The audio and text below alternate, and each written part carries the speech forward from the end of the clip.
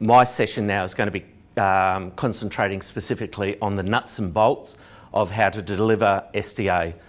We won't be going into a lot of detail in terms of the technical standard, which I was co-author of. That document, we believe, is fairly self-explanatory, but there are a lot of issues and items that are not clear, and that's really what we're going to have a chat about today. Just background about myself. I've been in the building industry for over 30 years, from design draftsman, project manager, through to starting Equal Access approximately 14 years ago, and continually growing. I'm a livable housing assessor. I specialise in emergency evacuation planning for people with disability.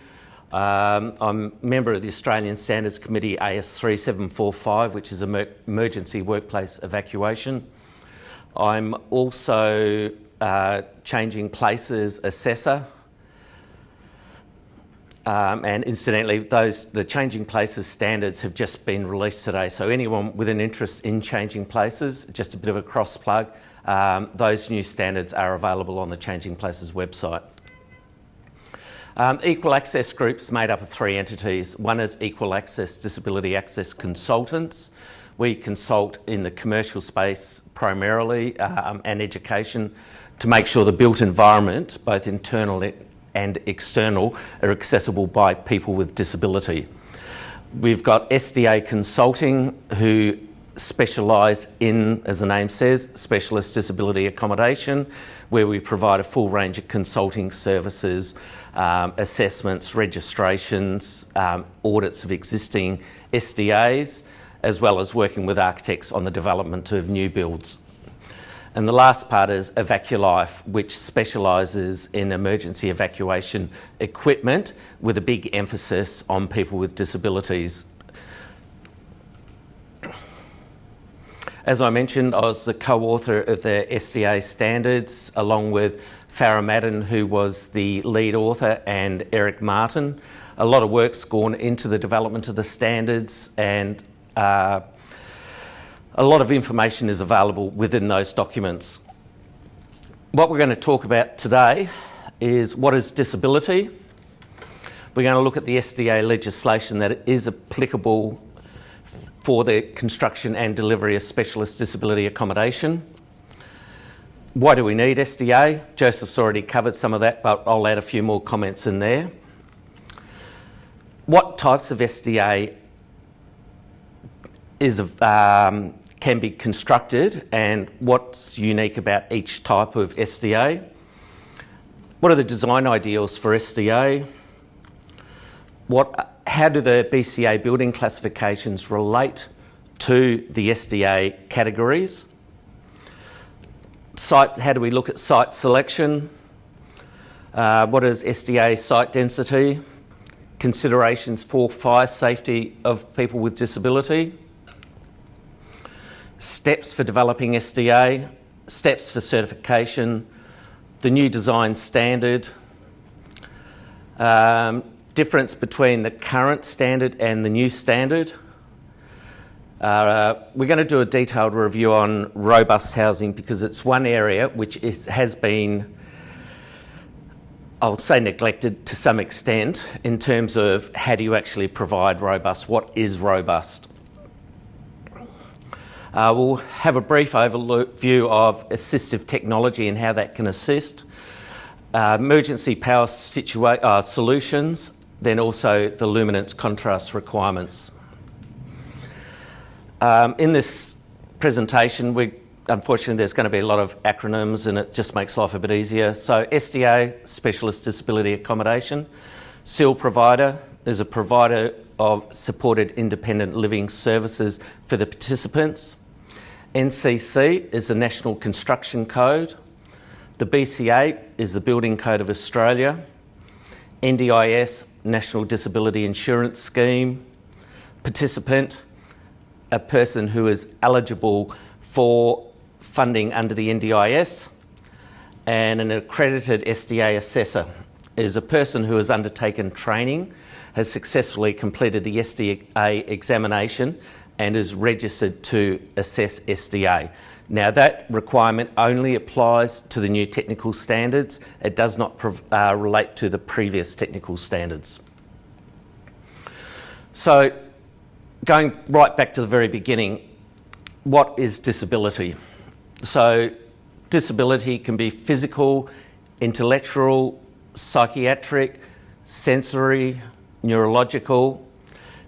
Individuals may have a learning disability, they may have a physical disfigurement, or they may have the presence of a disease-causing organism, for example, hepatitis, AIDS.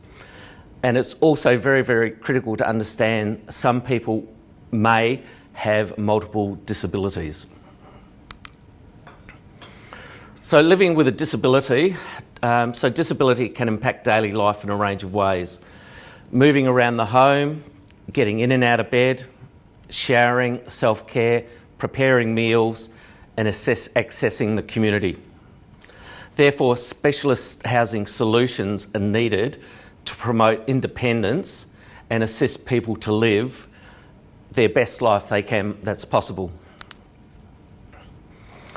So what legislation needs to be referenced? This is one of the most confusing areas we're finding for people that don't have experience within the building industry on what are the steps and what legislation and how is that legislation applicable and how is it applied? So the principal piece of legislation is the NDIS Rules 2016. So I'm sure most of you haven't heard of those, but please take the time to download them and read through them and get an understanding, because there's items within that are not within the technical standards. And one example is site density. So strongly recommend you take the time to read through that piece of legislation and have a good understanding of it. Next, under that, we have the NDIS price guide that sets our price variables for the types of categories that are being built, as well as the number of participants that will be living in the dwellings, and also takes into account the locations of the dwellings. Again, all these documents I'm talking about, apart from one, are free downloads and quite easy to obtain. The implementation plan, again, please read this. This is especially applicable for anyone looking at transforming existing rooming houses or existing houses into SDA, because there are key milestones where there are cut-offs where registration won't be possible. The SDA Design Standard, so this sets the minimum, and I emphasise minimum, design requirements for SDA. Our recommendation is always to go over wherever you possibly can, because if you can make your dwelling more appealing than someone else's, you're going to have a higher chance of having participants move in and also stay. Now we're getting into the building construction side of things. So we've looked at the policy documents, which is applicable under SDA. Now we're looking at how do we actually build these. So the governing legislation we have sitting under the Federal Disability Discrimination Act is the Disability Access to Premises Standards. So this covers all accessible elements within an SDA dwelling. Oh, it actually covers all dwellings, but this must be referenced for SDA. It has an administrative section at the front which covers all the triggers for access, and then it has a prescriptive section at the back. This prescriptive section has actually been embedded into the Building Code of Australia. So most states adopt the premises standard as a whole document. Victoria is unique, where the administrative front section has actually been embedded within our building regulations. But either way, all those requirements must be met when delivering SDA.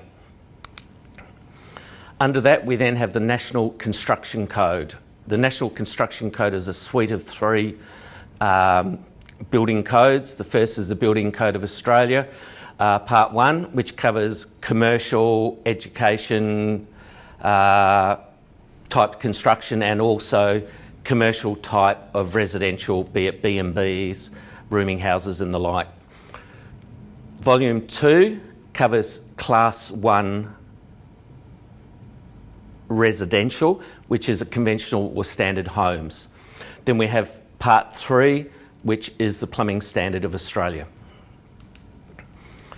So for majority of SDAs, if you're going to have more than one resident living in there, the Volume 1 is the standard that you'll be needing to apply, because that covers all types of dwellings, from rooming homes, Class 2 accommodation in units, Class 3 accommodation. So it details all those requirements that must be met, and that's from fire, life safety requirements, through to the actual provisions of what needs to be provided in those dwellings. Volume 2 is just purely, as I mentioned earlier, covers residential properties where you have a single participant living in. They can be with their families and still be Class 1. Class 2 or Class 1B is applied out of the blue standard, is when you have 2 or more unrelated people living in that dwelling.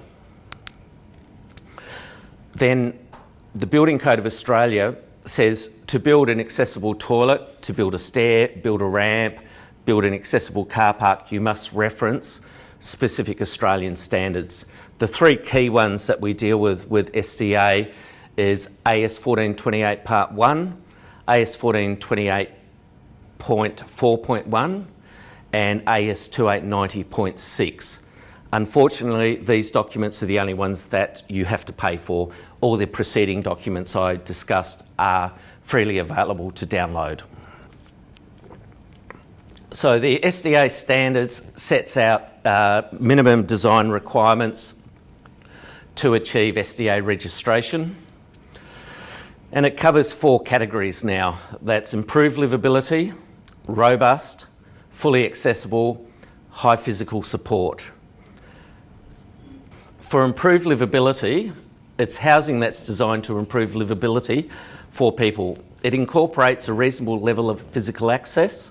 Unfortunately, no one defines what reasonable is. It includes enhanced provisions for people with sensory, intellectual and cognitive impairment.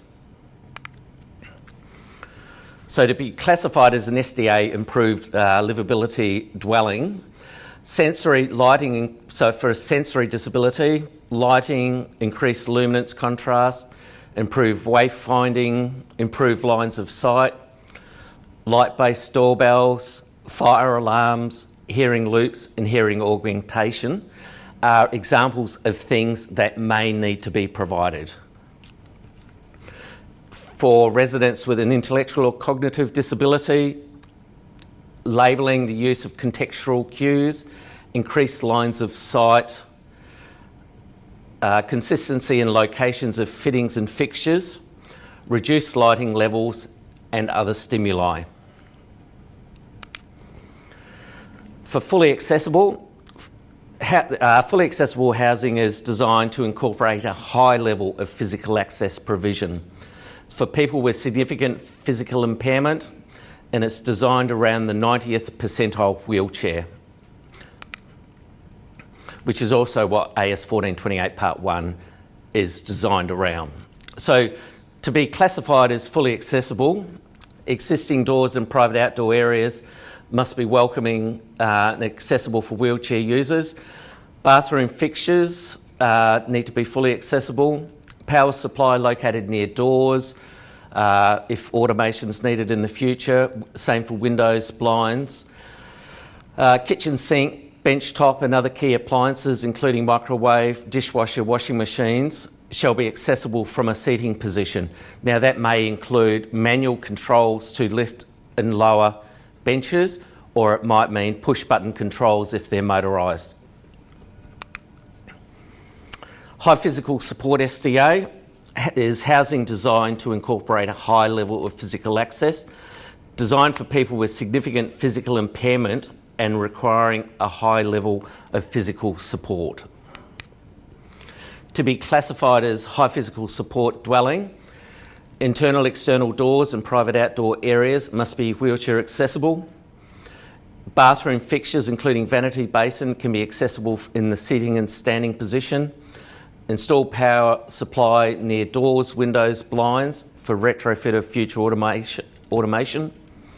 The kitchen sink, bench tops, again, like fully accessible, to be height adjustable ideally. Needs to include structural provisions for ceiling hoists. They go into the bathroom areas to be able to transfer people from wheelchairs onto toilets for bathing and the like, and showers. Provide a minimum 950 clear opening width to doors to all habitable rooms. So that is marginally different to the fully accessible category. Have heating, cooling and household communication technology as necessary and appropriate for each participant. If the welfare of residents is at risk, include emergency power solutions to cater for minimum 2-hour outage. We'll discuss that a little bit later when we start looking at the nuts and bolts for each of these categories.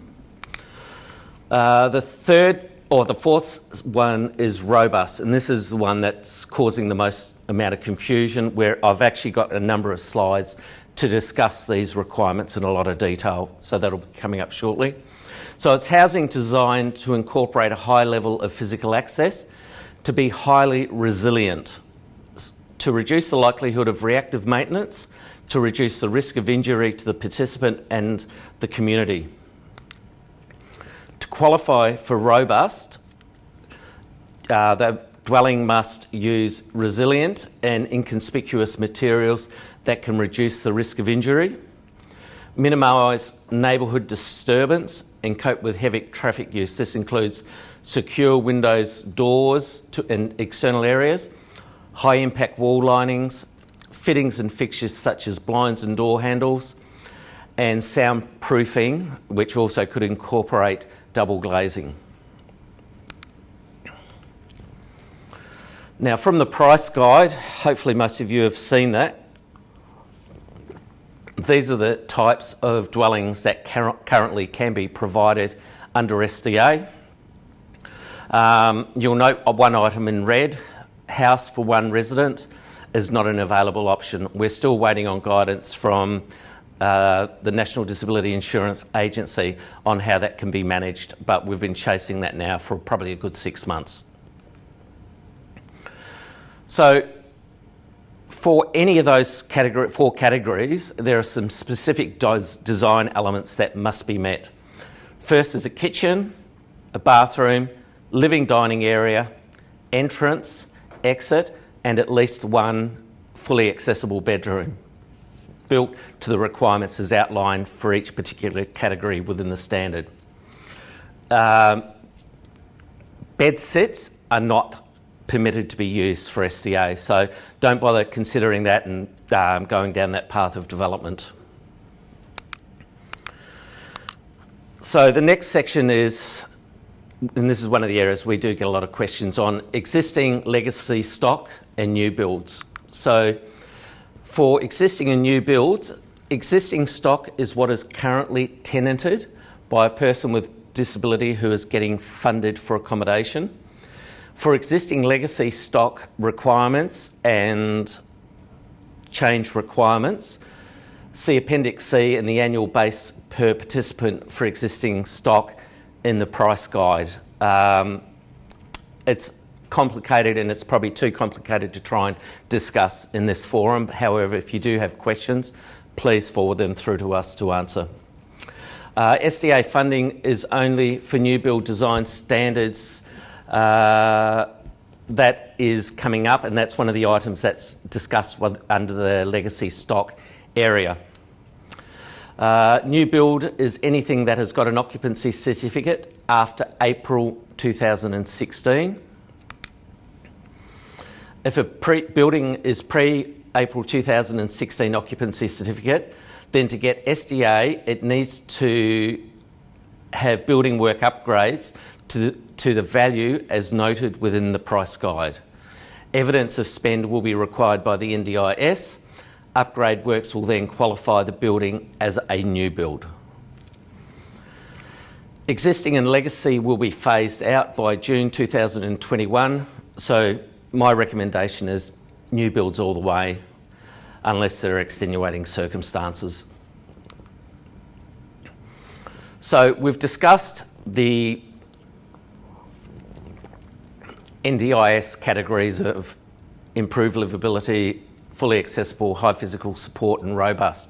We now have to apply those to what our building codes state. So separate to the SDA categories, the building classifications cover things, the type of dwelling, the size of the dwelling, the location of the dwelling.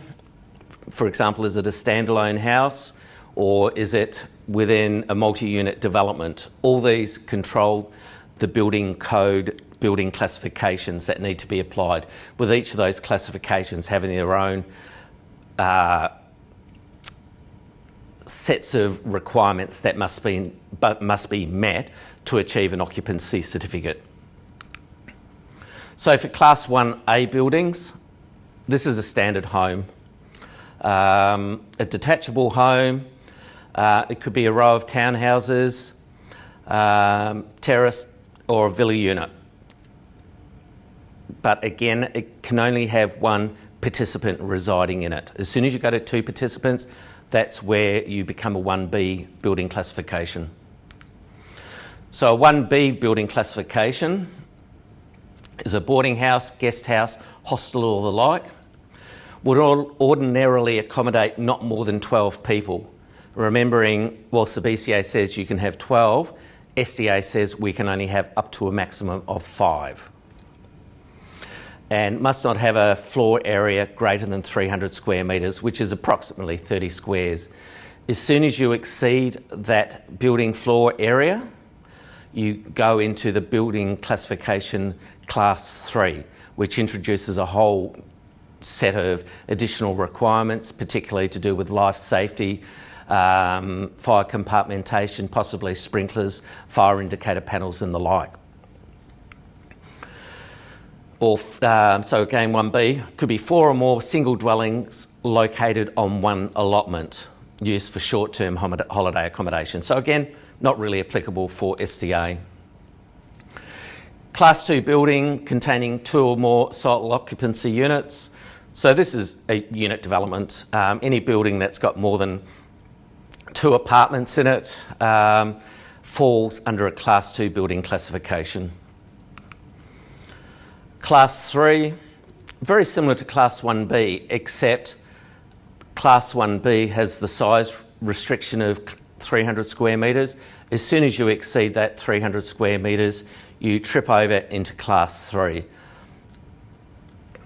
It also takes into account hotels, motels, accommodation for the aged, children and people with disability. My own personal opinion is Class 3 is the way we should be building it, not 1A, 1B, just purely because of the life safety elements built in, which we'll chat about. So, what are the design ideals for SDA? The first question I'll ask clients is, how would you or your family like to live within an SDA? Would you like to live on your own? Would you like to live with one other person? Or would you like to live with 2, 3, 4 other people, possibly strangers?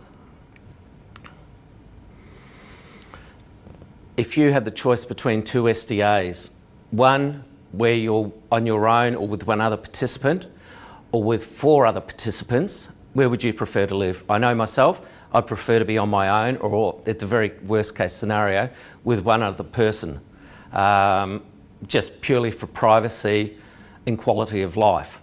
And for developers of SDA, it's one thing I implore you to consider is what type of SDA you're going to build, because my belief is we're going to get a glut of 4 and 5 bedroom SDAs on the market, and people will start developing 1 and 2s. they'll get the residents or participants moving in because that's the ideal type of accommodation they want to live in. And these 3, 4 and 5 bedroom ones are going to have trouble getting participants moving in. So when you do your feasibility studies, seriously think about who is my target demographics and what's the ideal scenario for me to be able to find participants to move into my accommodation. How do I select the best site? Again, not terribly clear, but my personal opinion is it needs to be close to shops because you're dealing with people that aren't driving. So if they can get to the shops on their own or at least with a carer easily, lots of benefits. Close to community facilities like a community centre, libraries and the like. So day-to-day activities can be undertaken rather than just being stuck at home all day. If it's close to public transport, bus stops, train station, fantastic, or even tram stops, that's great. Again, it makes these communities more inclusive if everyone can get out and do day-to-day things. Close to parkways, close to medical facilities such as doctors, dentists, and other streets relatively flat or hilly to get around. Again, if people are going out on their own or they're looking to move into an SDA and you're on a sharp hill, which means them getting in and out to do activities becomes problematic, the likelihood of them wanting to move in is going to be a lot lower than a dwelling that has been built on a relatively flat site. So again, that's something you need to consider when undertaking your site selection.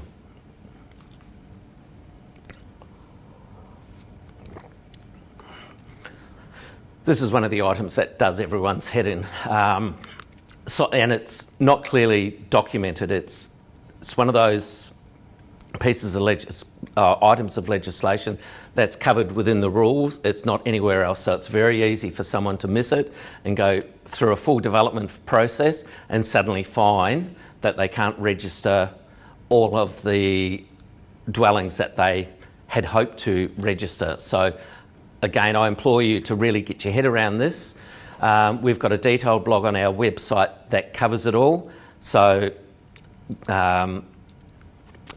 I encourage you, as I said, to really get an understanding on it. So SDA rules, the whole purpose of site density is to get away from having developments with multiple units just purely provided for people with under SDA. The whole idea of SDA is to have people with disability living in SDA to live with everyone else in the community, rather than just have a dwelling or a building full of dwellings. And because of that, there are restrictions that are in. So if your development contains only 1 and 2 bedroom or 1 and 2 participant room dwellings, you're allowed up to 15 dwellings on that property for up to 100 apartments. When you go over 100 apartments, it becomes 15%. If you have 3 to 5 bedroom participant apartments, you can only have 10 bedrooms. So the numbers we're talking about are based on participant bedrooms, not based on actual apartments. So as you can see, if I provide 3, 4, 5 bedroom apartments, I'm put at a disadvantage because it's NDIS wants it a disincentive to have 3, 4, 5 bedroom participant units. They would much prefer 1 and 2 bedroom participant units.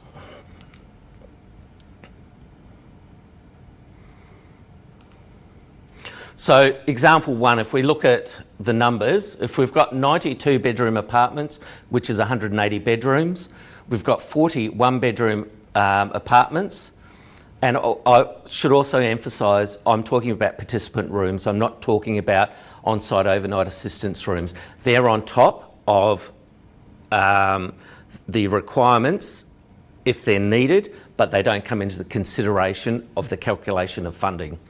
So in this case, we've got 220 rooms SDA permitted, which is 15% of 220, we're allowed 33 bedrooms for SDA participants within that development. Example 2, large unit development, 3 to 5 bedroom apartments. So now 15 4 bedroom, 63 bedroom, 82 bedroom. So we've got a total of 400 rooms within this development. SDA permitted, we're only allowed 40 rooms, which is only 10%. So I think as an investor, you're better off looking at the 1 and 2 bedroom apartments purely because you can have more on an allotment. If we look at, say, a small townhouse up to 3 bedrooms, and we've got 3 townhouses, so 3 3s are 9, 3 2s are 6, so that's a total of 15 rooms. Because we have 3 bedroom apartments, up until now, we've based it on the maximum of 10 or 10%. However, Farah Madden, who was the lead author of the new technical standards, has been doing a lot of work with NDIA and has developed a calculator which now allows you to insert all the types of apartments that you're providing, and it will actually calculate the number of apartments required. So there's a link on this presentation. You will get a copy of the slides issued to you. I encourage you to have a look on her website at that calculator. She's also got a lot of other good stuff there for SDA that can actually work out the numbers for you. Considerations for fire safety. Sitting on AS 3745 Emergency Workplace Evacuation Standard, I see the issues of evacuating people, particularly from commercial industrial buildings. But those same issues apply when we look at residential. And it's one of the reasons I really hate 1B constructions, because a 1B home is exactly the same as a 1A home, except it's got additional smoke detectors in it. So the 4 types of SDA buildings can be 1A, 1B, 2, 3, as we've discussed. But of those, so the question really for you is, those fire safety requirements sufficient?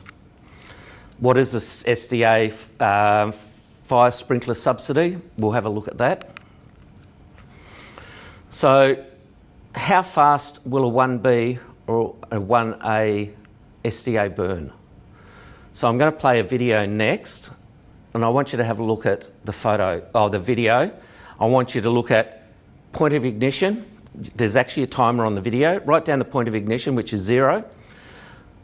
When the alarm activation is activated, so this fire starts in a living room and it hasn't got a smoke detector, which even in Australia is not required. It's got one in the hall.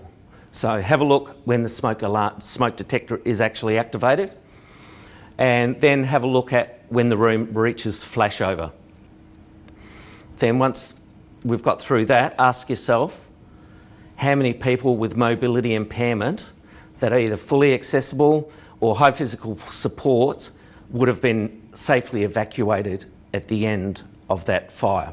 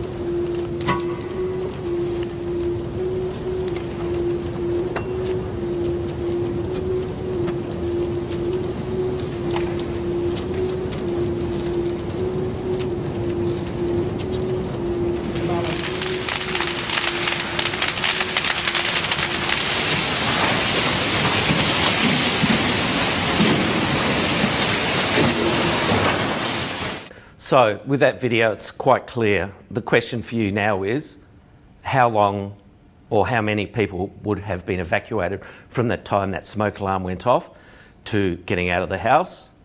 Question 2, if you're developing SDA, do you want your name on a dwelling like that, where you may have multiple fatalities purely due to fire safety not being adequate? And it's not so much developers or SDA fault. This is a fault, I believe, within our Building Code of Australia.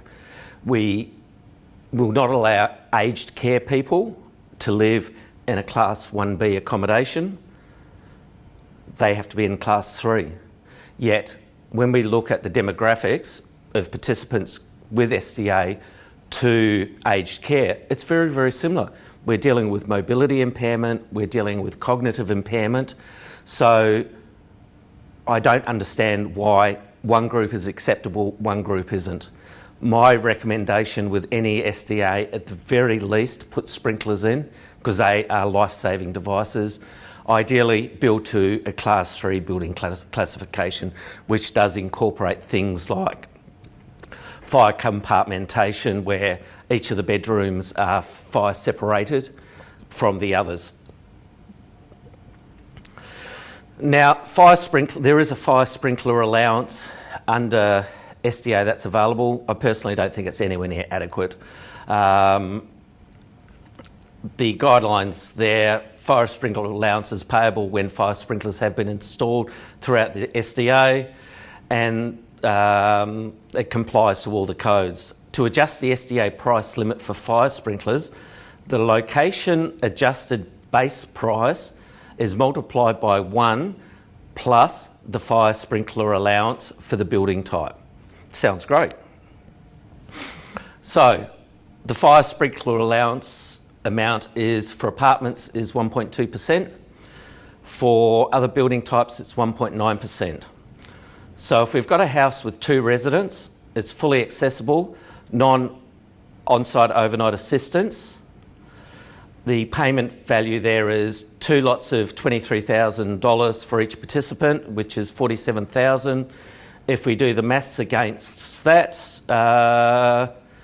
you only receive $1,387 per annum to maintain and provide those sprinklers. Now, the cost to set up residential sprinklers in a home with boosters if needed is significantly more on that, but then your testing, your pressures and flows and the like, I don't think you're going to get much change out of $1,400 a year anyway. So whilst I'm telling you need to do it, or recommend you should be doing it, there are financial risks associated with it to deliver it, but human life's human life, and I think that has to take precedence.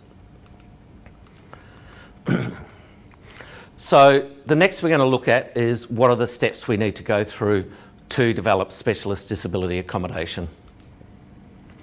So if we look at Field of Dreams, if you build it, will they come? So we'll go back. No, they won't, because simply going out building, let's look at high physical support. I'm going to get over $90,000, so let's build three high physical support room dwellings, and we're just going to locate it on a cheap block of land and build it, and then hope that you'll find someone to move into it. To me, it's not a smart business model, and especially if there's no one in that vicinity that's really looking for that type of accommodation. My recommendation is to form relationships with SIL providers, or the supported independent living providers. They're the ones that have participants on their books looking for SDA. One of the questions that came in earlier for Joseph was, how do we find those providers?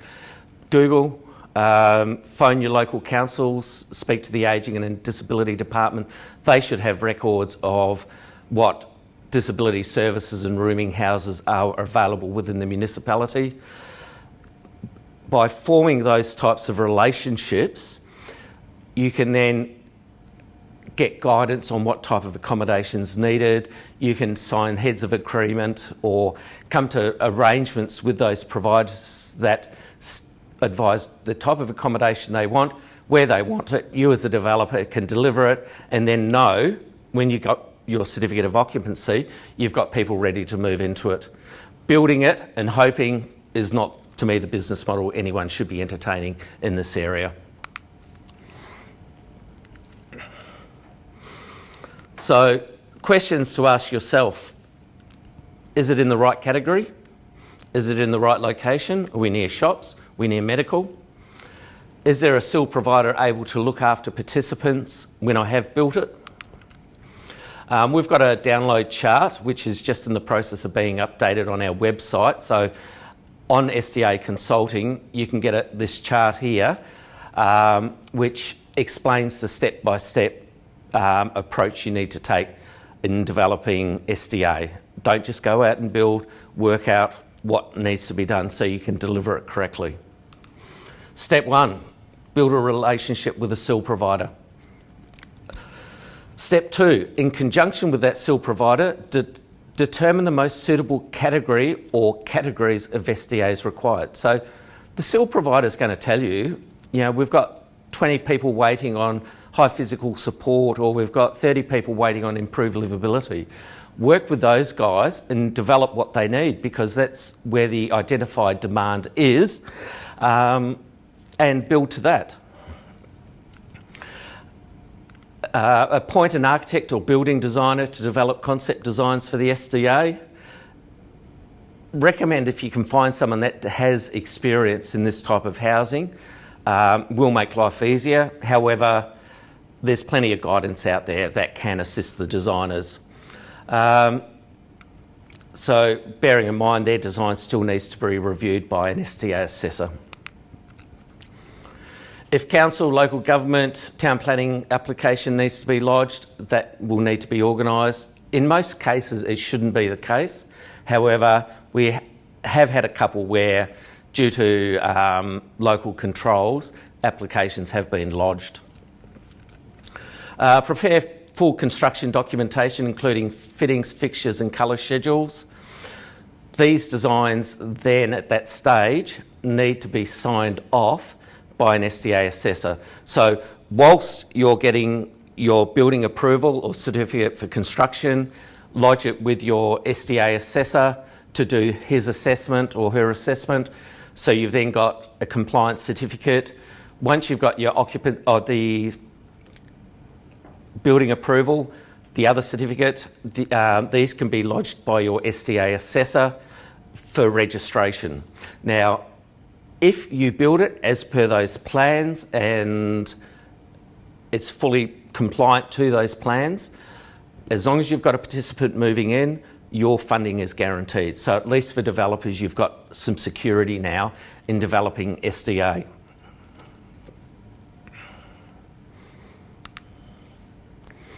So you've applied for your building approval, you've now constructed your SDA. The final step in the process is for the SDA assessor to go out and inspect the as-built facility to make sure it meets all the requirements for SDA. Once that has been done, the certificate of occupancy, which will be issued by the building surveyor, the certificate of compliance, which will be prepared by the SDA assessor, again get lodged with the SDA for registration. So that process hasn't been fully locked down yet. It shouldn't be too far off, but it's all web-based lodgement that the SDA assessor will be able to do. We hope to have confirmation of that within a couple of weeks, because the whole process technically should be starting now. So for current requirements, so this is for housing already under construction, and we haven't got to those transition points where we must implement the new technical standards. We don't have a certification approach for the SDAs. We can only provide them for the livable housing component. The closest thing that we can provide is something like a statement of consistency with Table 3 of the NDIS price guide, where a comparison is made between the proposal and the items listed in Table 3. There's no formal approach at the moment. Once the new requirements or the new application system is in place, that will all change. But again, it's at that transition point. So you can still start building to the old standards now. My recommendation is don't, because it's not terribly accessible, but you can still do that quite easily. At this point, some suppliers are taking risk for self-assessments for both LHA and SDA requirements, as there is no regulation that actually requires the property to be registered with LHA to claim SDA funding. That's all been fixed up with the new technical standards, but until that's applied 100%, we're in the position we are now. So the new certifying process. So we have a provisional design certification for the SDA dwelling, which I mentioned. The next stage is the final as-built, and that's mandatory for SDA enrolment. And I know I'm flicking through some of these slides. You'll all get copies of these slides, but there's a lot to get through, so I'm just hitting the ones where I've already discussed in detail. And the key benefit really is for developers. Under the existing system, any developer delivering SDA and looking for a participant is not guaranteed to get funding because there's no specific requirements in place and registration process that they have to meet. Whereas the new system, if they get approved, as I said, at the design stage or the building approval stage, they are assured of funding as long as they've got participants ready to move in. So for any new developments, I can only implore that you build to the new technical standards. Even the NDIA have come out and said, we strongly recommend you build to the new technical standards. And you'll get a bit of an understanding in a minute why. So is a town planning or development application required for my development? So typically Class 2 and some Class 3s will require town planning.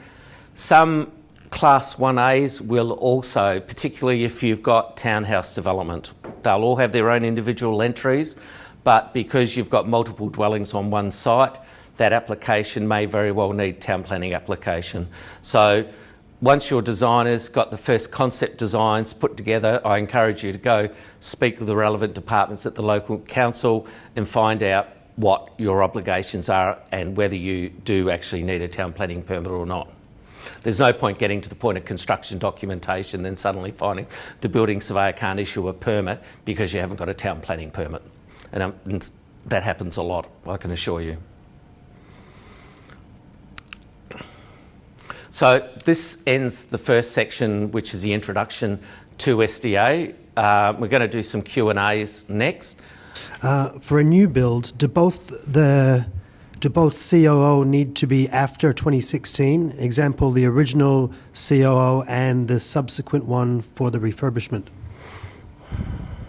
That one I can't answer. I'll take that one on notice. What we're going to be doing is on SDA Consulting is setting up an FAQ with all the questions that we've been getting.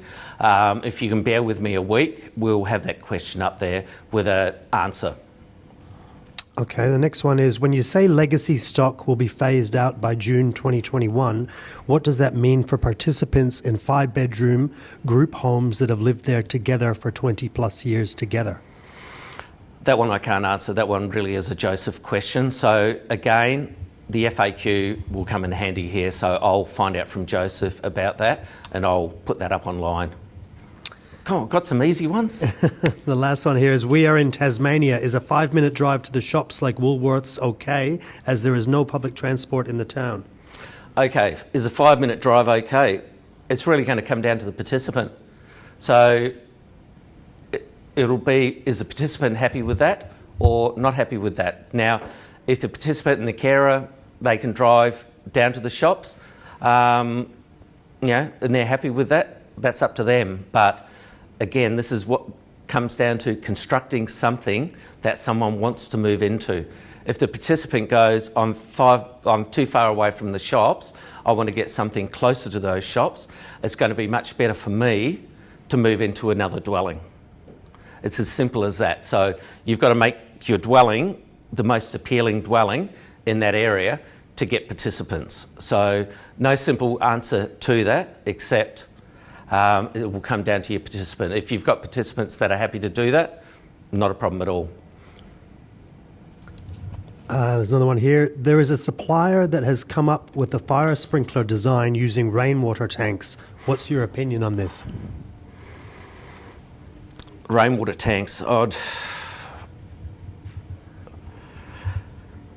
filtration is the first word that comes to mind. You would want to have adequate filtration so those lines don't get blocked, those sprinkler heads don't get blocked. My initial thoughts, it makes me nervous, but I'm more than happy to be proven wrong.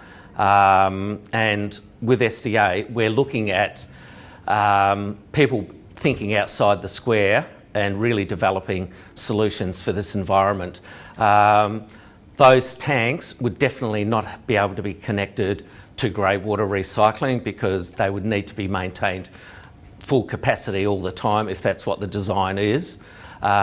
You've also got your booster pump for those sprinklers, so you'll be looking at power redundancy for that also. So there's a few issues there that might come into mind using storage tanks versus using mains pressure, which in a lot of cases for residential sprinklers will be more than enough.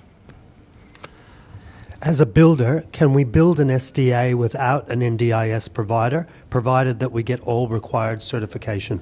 Oh, absolutely. It just comes down to having that provider at the end of the day to be able to start claiming the money for it. So anyone can go out and build SDA without a problem, but you just need to make sure you go through that registration process with the registered SDA assessor. As an existing community housing provider with older stock, what would we need to spend on each unit, 2-bedroom, to be able to have them registered? Most of our tenants have disabilities and many receive NDIS, however, don't currently have an SIL or an SDA funding. Okay, can't give you accurate figures on that, but I can talk about back when the rooming house requirement came in 2009, we had a lot of illegal rooming houses, student accommodation, nurse accommodation operating in Class 1A residences, and the local councils would compare accommodation websites to their own data, seeing which were 1As, 1Bs, and serving building notices on those operators to say you need to bring your dwelling up to Class 1B compliance. One of the most expensive parts of that exercise was they have to provide a fully compliant accessible toilet and shower, accessible bedroom, accessible kitchen, accessible laundry. The cost of that was typically around $90,000 to $100,000, and that was just for 1 bedroom and 1 ensuite. So if you're going to have a shared ensuite, you'd still be looking at 2 bedrooms that need to be upgraded. And that's talking more with the fully accessible high physical support area. If you're looking at improved livability, technically, because it's still 1B, you need to provide those accessible facilities.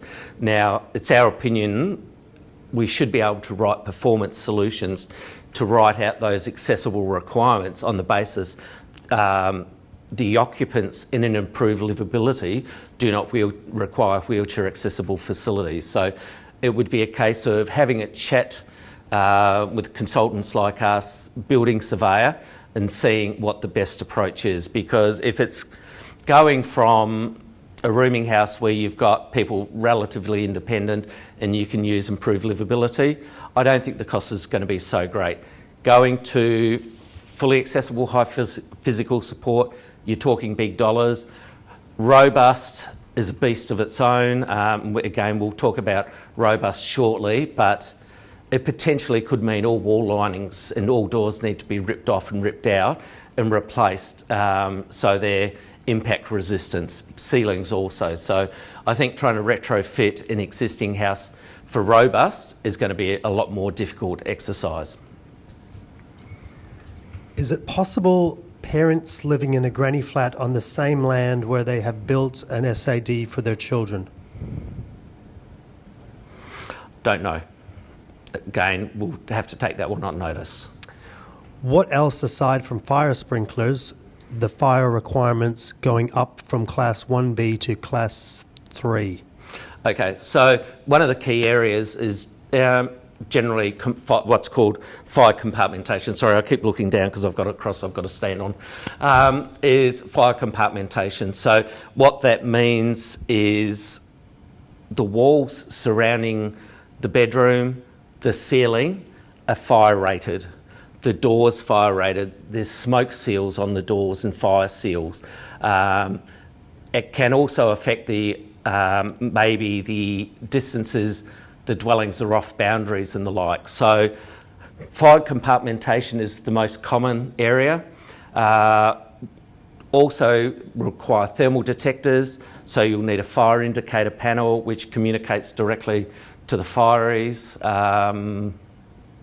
They're probably the main areas. Depending on the size of it and depending on the fire engineer and what they can design out, sometimes fire sprinklers may provide enough for what's required, but again, you really need to get a building designer or architect on board with a very competent building surveyor to make those calls, possibly in conjunction with a fire engineer. With the risk of oversupply, where does the market advantage come from, putting geolocation aside?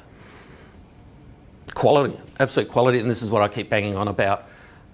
If I've got a family member I'm wanting to put into SDA, and I've got a choice of moving them into SDA with 4 other people, or I've got the opportunity to move them into an SDA with 1 other person or on their own, me as a family member, I'm going to want to put them in there.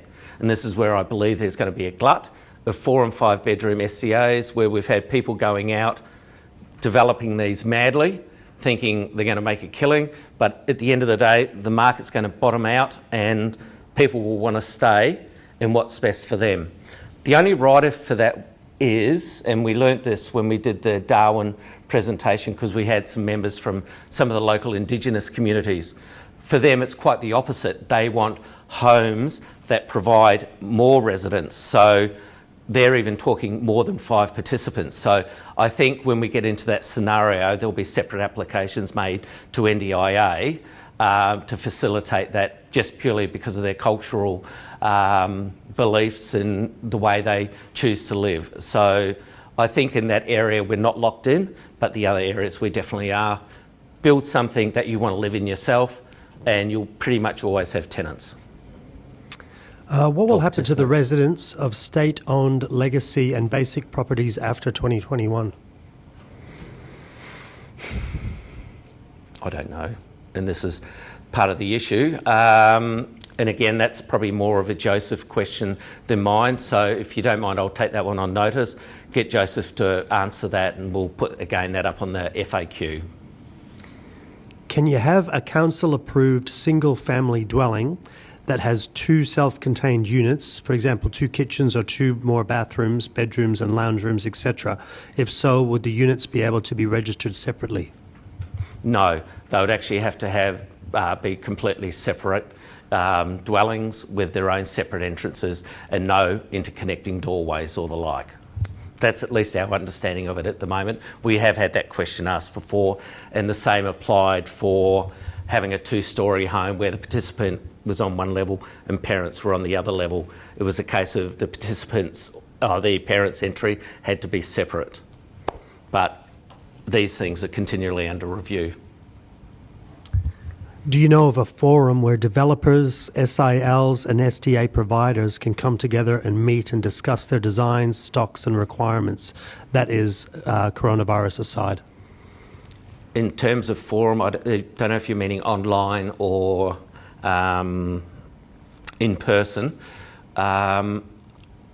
We've got our own Facebook group, which is primarily focused on what you're exactly asking about. So if you search Facebook SDA Consulting or SDA Consulting, you should find that. If you have any difficulties, let me know. But that's really why I've facilitated that page purely to allow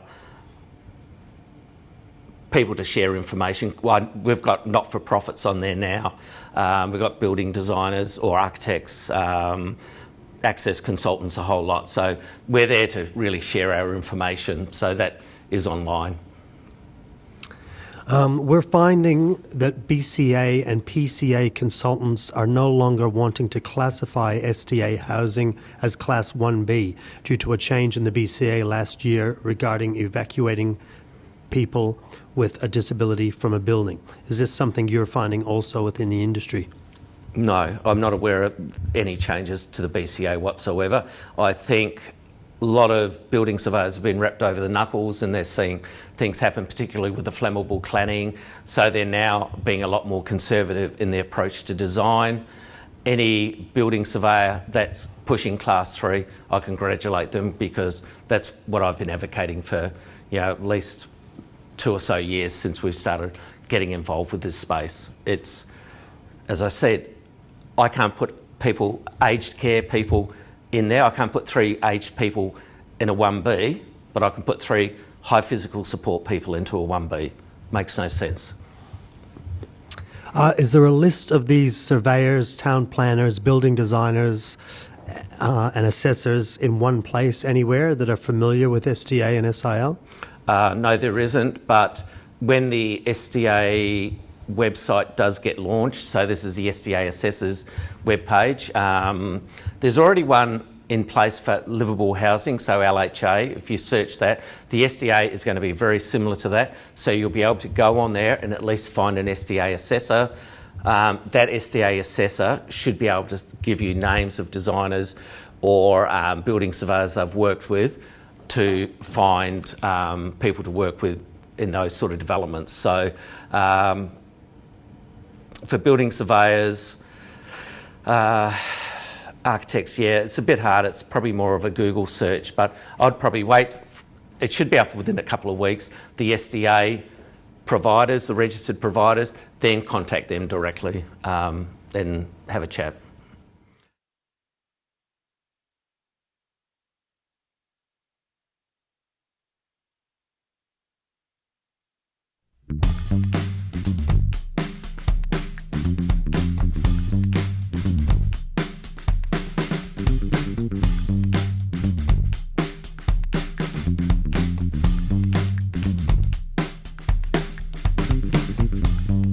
Welcome to the Maddie Mac Indie Solution, where independence is delivered to specialist disability accommodation like never seen before.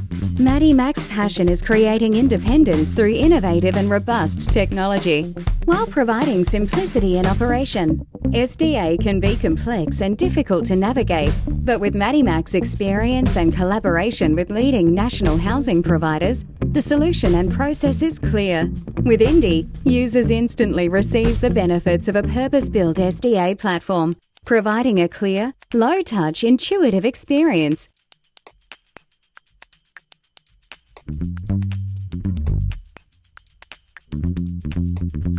And with the integration of a hospital-grade, state-of-the-art assistive call system built into an all-in-one platform, it creates an easy-to-learn and effective approach when help is needed. With functional options including duress pendants and optional alert systems and notification escalation, safety is always paramount. The Indie solution works seamlessly with Google, enabling endless options.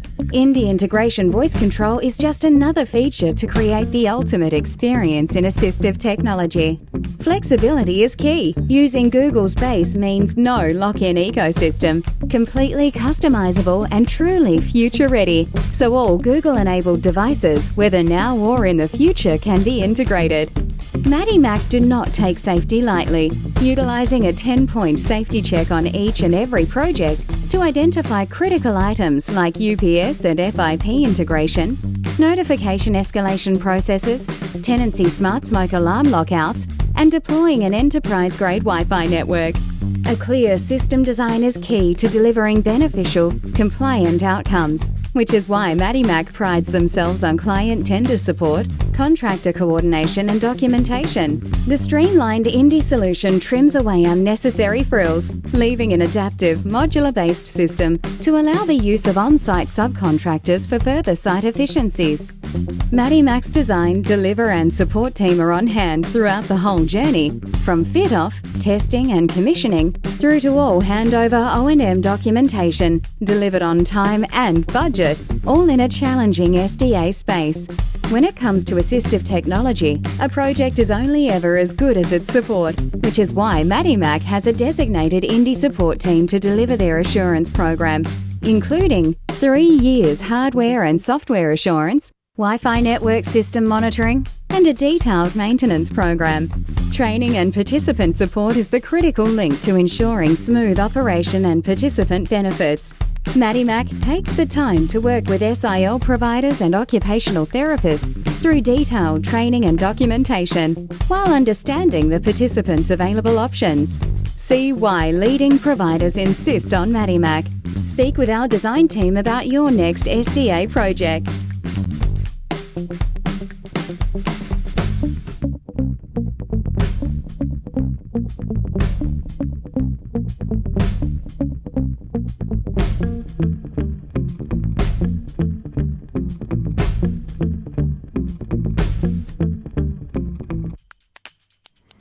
Welcome back, everyone. This is my final session. This part we're just going to go into a bit more of the technical details. Please start loading up questions for Q&A at the end. We are getting through today's presentations a lot faster than we normally would live, purely because we don't have an audience that we're interacting with and asking questions as we go. So heaps of questions at the end. I'm more than happy to answer what we can. So, first rule, start developing and start using the new design standard. Start developing specialist disability accommodation to the new design standard now. This is the critical message. Do not go back and try and use the LHA design requirements and the specific requirements in the price guide. We had a question before the break about the implementation. These slides should explain things in a little bit more detail. I'm not going to read them out for rote now. Bear in mind that you will be issued a full set of these, but it is covering all the milestones that you need to be aware of. And the last thing you want is me to drone on just reading word for word. So it's talking about the 1st of January trigger 2020 that we've obviously just gone through. 30th of April coming up to the 1st of July 21, then 1st of July 23 when we're fully and committed. So once you receive the slides, I'd suggest have a read through that document and also the implementation guide, which I mentioned in the first set. So from 1st of July 21, all dwelling enrolment applications for SDA will be required to have a certificate from a registered assessor, nominating the design category and confirm the dwelling to be enrolled satisfies based on the design standards established in the document. So why am I pushing for the new standards and not happy to stay with the existing ones and just transition when we need to? The key issue is things like door circulations, toilet designs. So when we have a look at this first layout, one of the requirements we need for doorways is to have a latch side clearance. So from the side of the door handle to the wall that to the side, we need to have certain distances to allow a wheelchair to get into the corner, to be able to reach over, wheelchair user, reach over, grab the door handle, push the door open, then make their way through the opening. Under the LHA, we do not require those offsets. So whilst we might design a fully accessible or high physical support to the LHA requirements, it's not actually wheelchair accessible. So it becomes quite problematic for people with disability. Same thing for toilets. Current requirement for LHA Platinum, which is what we use for fully accessible and high physical support, requires a 1200 by 1200 circulation space between the front of the pan and the door.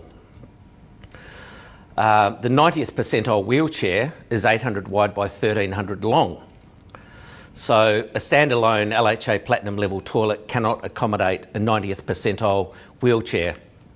And that gives you an idea of the figuring. So what's the point of designing an amenity or toilet for a fully accessible or high physical support to LHA requirements when a wheelchair user can't actually use it? And this is one of the areas where using the LHA requirements was flawed from the beginning. So if you have a look at that picture on the left to see the toilet requirement, to actually provide a toilet and a shower, those two drawings give you indicative idea how much space is required. Again, you'll receive these in the slides that you get, but you can see it's significantly bigger. And you'll need additional size, especially in some instances where you may need a bath for washing in the participant. So bear that in mind. It's one item to raise with your SIL provider. Is shower suitable for the participant, or will they actually need a bath? And we have height adjustable baths and the like to not put strain on the carers when they are washing. So why adopt the new standards now? If the new standards don't come into force, purely because it's going to provide a compliant solution compared to what we have with LHA. And it all comes back to my comments earlier. Where do you want to live? Do you want to live where I've got a really tight bathroom, very hard to use, hard to be cared for? Or do I want one that's built to the new standards, which is spatially better and a lot more serviceable for me as a participant, but also for the carers that are looking after me? So my recommendation right through this whole presentation is adopt the new standards from now on, if you haven't already. Robust design. Robust is one of the most difficult categories to deliver. And again, NDIA are going to hate me, but I believe currently it's underfunded for what is required. They really need to look at the costings to deliver a true robust housing. So the price guide says SDA robust must be highly resilient. It doesn't give us any prescriptive requirements on how to achieve that requirement. Is impact check plasterboard on walls going to be satisfactory? My personal opinion, no, because I can still pick up a chair or pick up anything and still damage a wall that's got an impact check on it. I'm going to dent it, it's still going to require patching. So I really need to look at my wall materials on how can I build something that can't be damaged. Same with ceilings. Can I throw something up and damage ceilings? Can I rip doors off door frames? All these elements need to be considered for the participants moving in and addressed to ensure it is highly resilient for that individual. So it is also to reduce the reactive maintenance, because if you're the owner of the SDA, you don't want to have to be going in there every week, patching plaster, touching up paintwork, fixing flooring, relaying carpet because someone's found a thread and managed to pull up half the carpet via the thread. So those sorts of things really need to be seriously considered when you're building robust housing. And also, the last item is to reduce risk or injury to the participant and the community. And the same applies with noise for neighbours. So due to the lack of information, we're just seeing designers having a high level of confusion for what they need to do to actually provide something that is robust with resilient elements.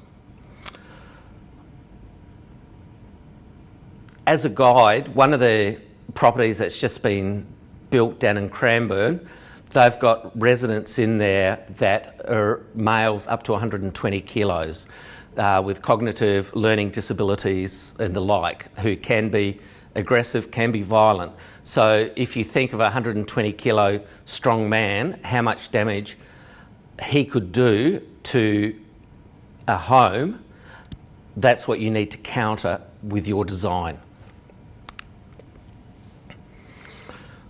So we need to look at noise, we need to look at location, temperature control, overcrowding, having enclosed spaces both internally and externally, dark or bright rooms, because we know some people will want lower light, some people want more natural light, and what sort of materials and objects are provided in the environment. Do we have paintings on the wall, televisions and the like?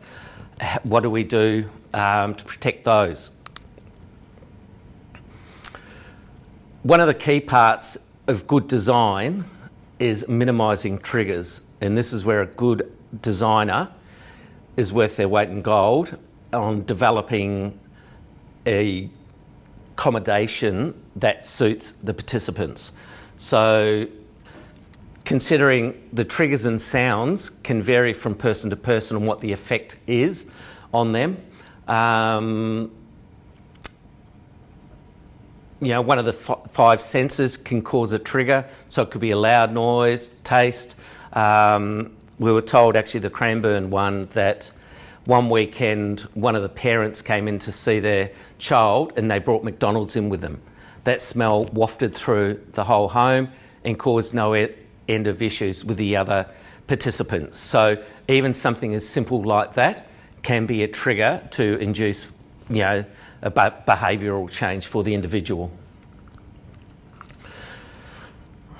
So then we're looking at things like, is the person hyposensitive or hypersensitive? So for an understanding of that, hypersensitive is a person with autism who is hypersensitive to sound, may find some background noises unbearably loud or distracting. These sounds would largely go unnoticed by others. However, those that are hypersensitive to sound, it can cause anxiety and even physical pain. We then go to the opposite end of the spectrum where we're dealing with someone that's hyposensitive. So those that are hypersensitive may not feel pain, they may not feel extreme temperatures, i.e. boiling water. They can also display reduced awareness of their body. This makes it harder to navigate around rooms and to avoid furniture and other obstructions.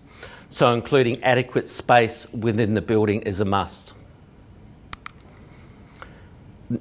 Then we've got to look at the participant profile. Are we going to build it specifically for a certain group of participants, or are we going to develop it so if one participant moves out and we move someone in, is that going to be still suitable for the new person? So do we base it on the construction on the worst case scenario? So we need to look at things like aggression, hitting, slamming doors, property damage, breaking furniture, doors and windows, self-injury, slapping, head banging, punching, switching on dials like light switches, power points, eating inedible objects, or simply running away, which means we obviously need to make sure the residence is very secure, including fence height, so fences can't be scaled. So when designing outdoor areas, promoting a sense of space that is calm is key. Offer a range of outdoor zones if possible. No issues for using the front and back areas of properties to provide areas of reduced stimulation. Keep any landscaping simple and open with minimal obstructions. Simple circular pathway with no corners. Avoid the use of pavers. Don't use loose stones or rocks. Don't use plants generally in these areas because they'll just get pulled out. Artificial grass is a good solution for the grass areas. So the inclusion of sensory and interactive outdoor features such as basketball rings, soccer net, nest swings, sculptures, sensory gardens, Herb and vegetable gardens where you've got full control by the carers. And also water features are great, especially in summer where they can play and not cause any harm. So the following couple of slides now, we've got some photo examples of ways to treat those external environments. So the first one is a barbecue and outdoor dining space. So this is primarily for families to be able to come in, have a barbecue with their son and daughter, and just relax, isolated from the other participants within the accommodation. We then have a common external area in the second photo, which all participants can access when they need, or even just access it with a participant and with their carer.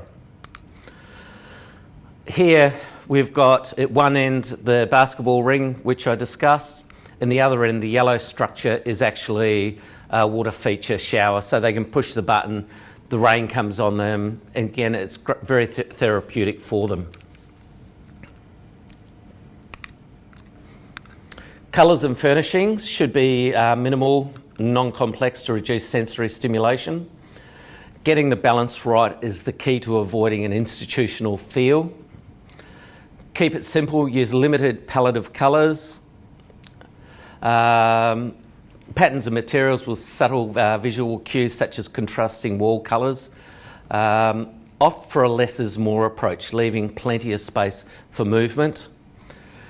People with positive behavioural support can be more guarded about their personal space, and any encroachment can trigger unrest. So that's each individual residing might have their own space, might have their own chair, might have their own books. All those sorts of things within that environment need to be controlled to reduce any incidences that may occur. Here's a photo of building bedroom. So we've got a woven flooring on the floor, television within the television unit. Through the window you can see a mural of a seaside. So in this case there was 3 participants in this home. Each of them had their own different interests, and each of them had their own courtyards off their bedrooms. And the developer in this case simply went on to one of the Fivers or Upwork sites and found an artist that was able to paint each of their courtyards to what they liked and enjoyed. And again, it gave that sensory calm for those individuals. So each of the bedrooms had their own themes, and even the main passageway has again got a mural which was done through a member of the community. Ideally, windows should be laminated glass and aluminium frames, ideally set at a minimum a metre above floor level.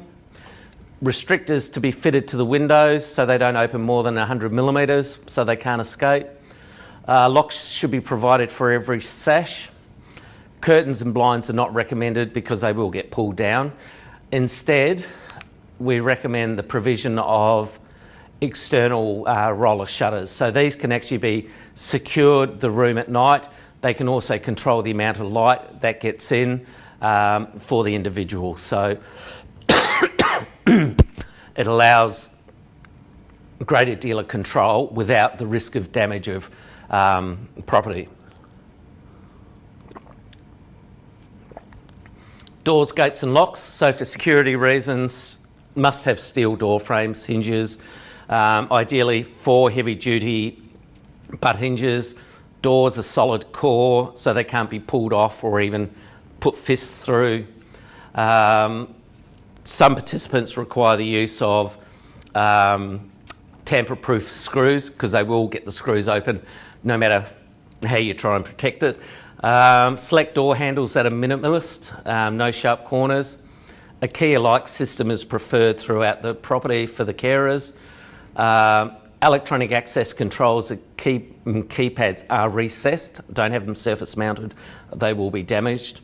And emergency exit doors are provided at each end of the residence.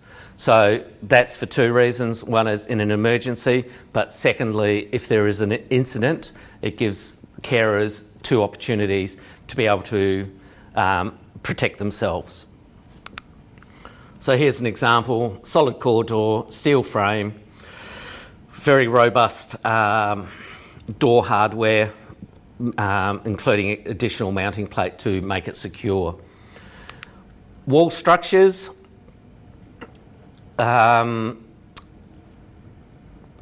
Conventional stud wall, 90 by 45 studs, 450 centres.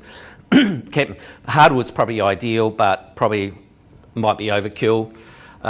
We then recommend lining the walls with yellow tongue flooring and then using a villa board layer over the top of that for painting. This provides a surface that cannot be damaged. Nothing can be put through it, be it a fist, a head, furniture and the like, and also provides additional sound protection. So you can see from the detail there, even the villa board has been tucked into a specific purpose-made channel within the door frame. That is to stop, as soon as you've got exposed edges or anything there that can be picked at, and that could be on the flooring, could be on the walls, anywhere, they will pick at it and they will just continue picking at it until it becomes a maintenance issue. So removing as much of that temptation is good design, and something that you need to talk over with your architects. Corridors, flooring. So corridors, we try and have central lines of sight, so we don't want recesses or anything like where there's potential entrapment for staff or issues. Clear line of sight from one end of the house to the other is ideal. Durable non-slip flooring, 100mm brushed aluminium skirtings is probably ideal. And it can it needs to be able to withstand medical cleaning. So with the chemicals used for bodily fluids, which you need to make sure all germs and that are killed during that and not damage the flooring. So ideal surfaces, polished concrete that are sealed with an epoxy, woven vinyl flooring such as Bolon, that's fantastic. It gives you a bit of creative edge, but it's also something that's pretty much indestructible for the participants. Carpets and carpet tiles are not recommended. Don't even go down that approach, because as soon as there's a loose edge, as I explained, they will completely destroy it. So polished concrete, woven vinyl flooring, and also non-slip vinyl in the bathrooms. So here's a couple of photo examples where we've got the straight corridor. You can see the mural which we were talking about earlier, again to soften that environment and take away that hospital or that sterile feel. And also we've got the Bolon flooring in one of the recreation areas, and the TV behind. It's actually not in place on that photo, but it does have a 12mm polycarbonate sheet that goes in front of it to stop the TV being damaged, and it's exactly the same as what's in all the bedrooms.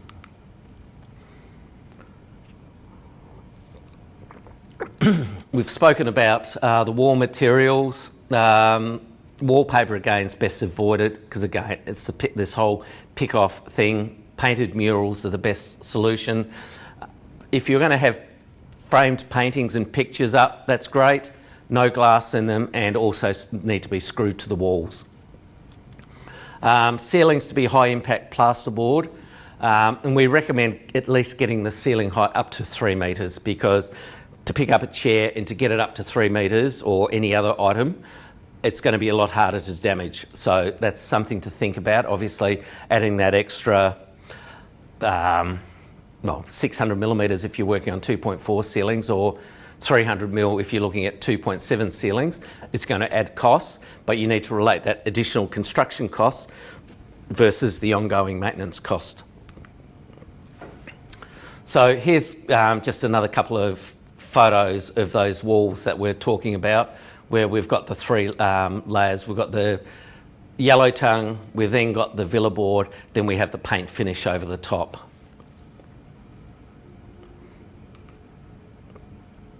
Kitchen and meals areas, bulk down tables and chairs are recommended. Ideally, the kitchen should be in a separate room and locked, including servery shutter.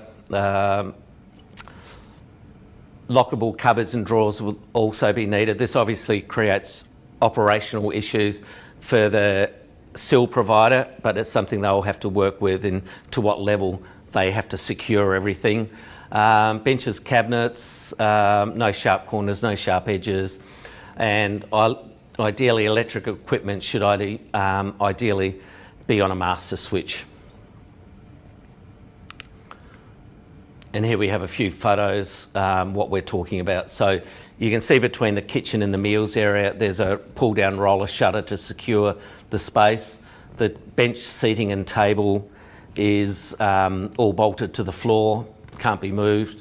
And if you look out the window, you can see another one of the murals. So that was actually the barbecue area we looked at earlier. Bathrooms, including built-in cupboards, need to have built-in cupboards and storage. Secure TV within a cabinet. Some bedrooms may include a mini kitchenette with a sink and bar fridge. And again, it comes down to the participant that's going to be in there. No glasses allowed for any paintings, pictures. Some tenants may also require the bed to be bolted to the floor. So that's another consideration that may be needed. And it's essential to have that outdoor private space, and if you can customise it to suit the individual, again it becomes another calming environment for them. So here's an example of bedroom. So we've got the secured television behind the polycarbonate. All the cupboard doors you see there that are open, there's no handles on them or anything. They're simply on a magnetic push catch. So push the door comes open. And they're all very secured to the wall, so with the hinges as we discussed earlier. Drawer units are just finger grip pull out. With the bathrooms, creating a safe environment is paramount. Taps, shower heads that are simple, rigidly controlled, free from sharp corners. In the shower, ceiling rows and a detachable hose and shower is recommended. Detachable is the key. So the carers will need that for cleaning, showering and the like, but in a lot of cases they will need to be taken out of the bathrooms and at least secured. Another option is also to have an integrated overhead shower, which rainwater type shower head, and mirrors to be made from non-glass materials such as stainless steel or the polycarbonate. A bath should be provided if required by the particular participant, and vinyl flooring, vinyl wall coverings are required, but commercial grade that can stand up to a bit of heavy use. So again, here we have typical bathroom. You'll see shower seats aren't included because in a lot of cases with robust, they're not needed, but with SDA now we have the flexibility on whether we need to provide shower seats. Grab rails don't have to be as per Australian standards now.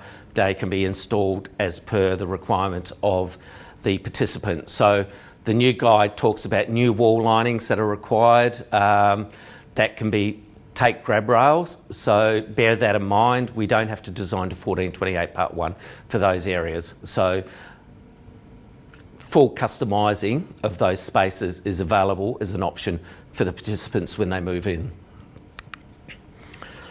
One of the questions which has caused a lot of confusion, and it's great to have Madamak on board, and hopefully you've all seen the video a couple of times, is home automation systems and smart technology and the requirements for that technology.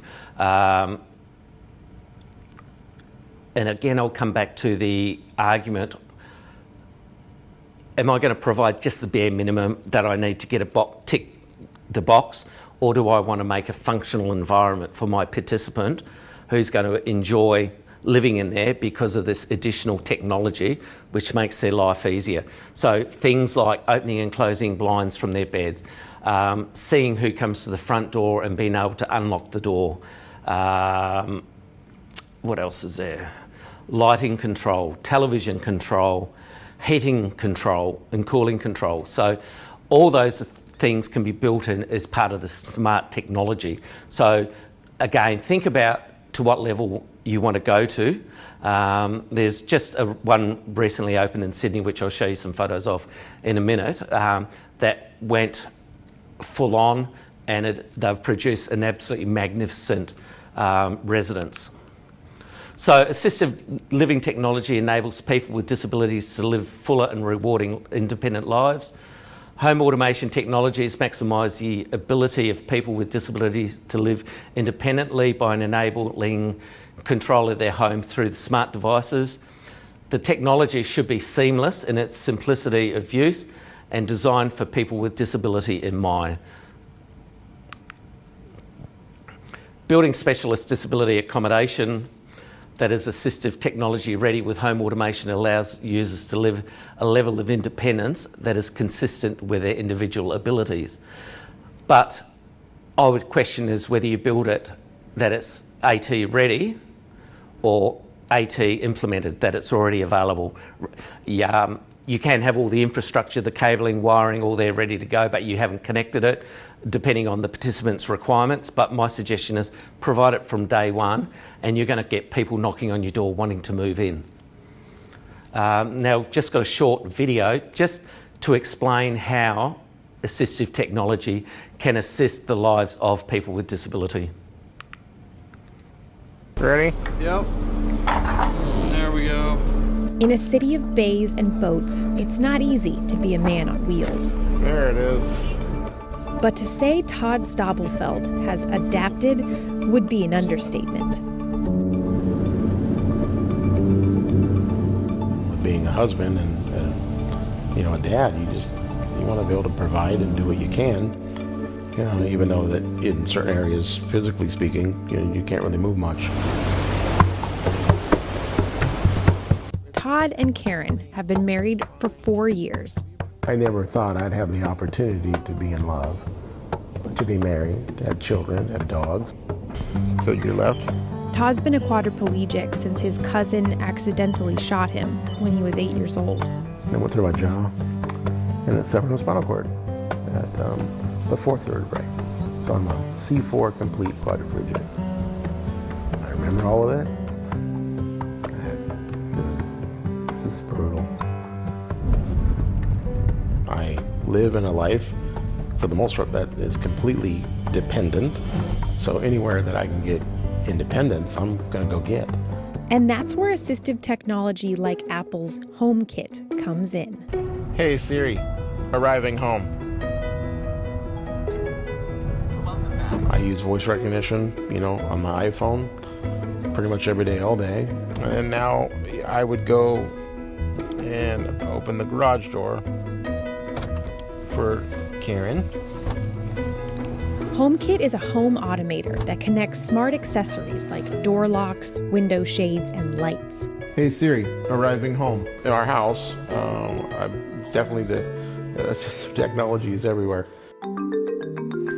Combined with Siri and what Apple calls switch control, Todd can navigate his iPhone and control his smart home using external switches and voice commands. Hey Siri, lock the front door.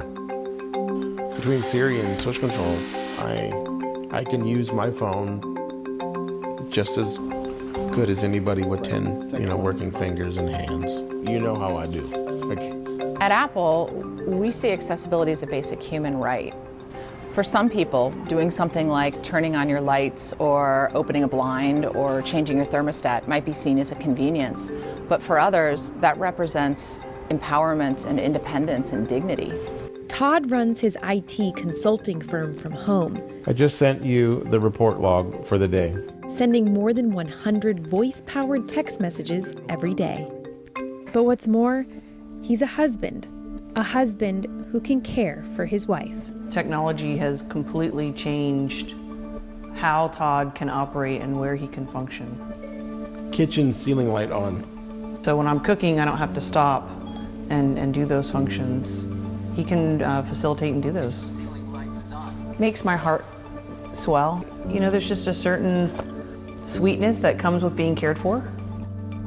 She's all of it, man. And I want to make sure I produce and I demonstrate that she's worth everything and anything that she wants. To get up every day and go to work. Everybody's valuable. Everybody has worth. Everybody should have the opportunity to demonstrate it. And HomeKit and Switch Control and Siri have given me a lot of value and a lot of opportunities to demonstrate that I'm a quality man and I'm a man of integrity. So as you can see from that video, home automation can make a huge difference to the lives of people with disabilities. So again, I encourage you to really consider looking at maximising the technology you can put into these residences, because in 5 years' time, when you're looking for participants and the market's flooded, things like that are going to make your residence stand out to participants looking for accommodation. So things that home automation can provide is things like security, access to alarms and security cameras, and this could be simple on an iPhone interface or iPad. Arrival welcoming, unlocking doors and opening doors with door automation. Intercom communication throughout the home. Emergencies with personal alarm and notification systems. And comfort, controlling heating and cooling, opening and closing blinds, and the like.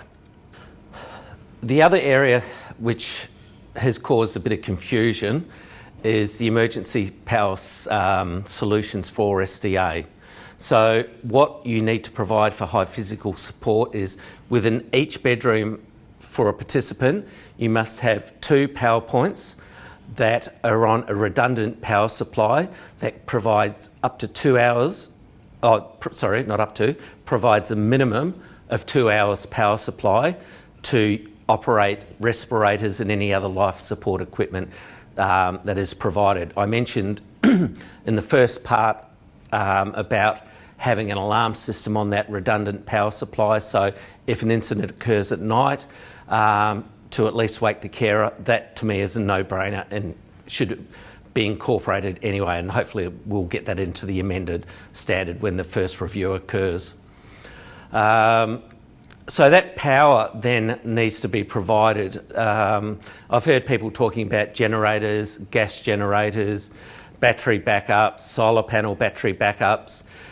Because this power supply is purely redundant power supply when there's a power failure, it seems to me the simplest way of doing it is just having a UPS battery backup system connected to the mains power that stays charged.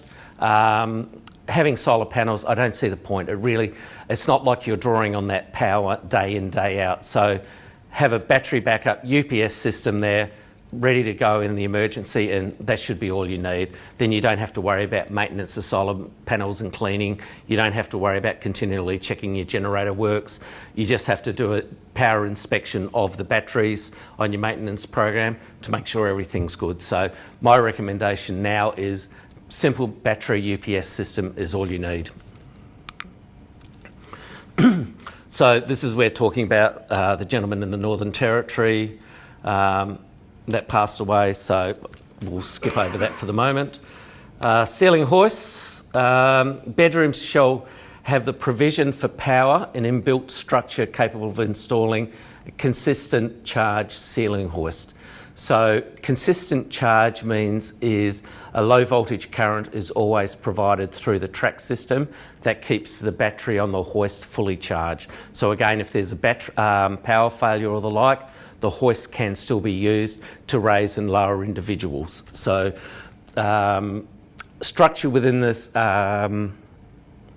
roof, my recommendation is if it's class 1A, 1B, chances are you're going to have a truss roof.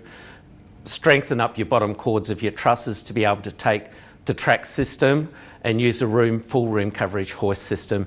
It's going to cost probably cheaper than doing independent steel structures within the ceiling space and then having a single track system underneath. So you'll find the room coverage hoist system is a better option to go through, and it's also cheaper to establish at the commencement.